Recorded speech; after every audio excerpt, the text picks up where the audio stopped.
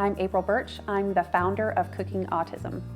I grew up in the kitchen with my mom and one out of 7 children, so meals became a big part of the day. My mother showed us from a very young age how to cook. With cooking, there's a lot involved. There's a timing aspect of everything. There's a lot of chopping, a lot of smelling, a lot of tasting. It's exciting and wonderful, but for children on the autism spectrum, it can be extremely overwhelming because there is a lot of sensory anxiety that comes with it. Through Cooking Autism, we have an educational program that helps to build self-confidence with our special needs children.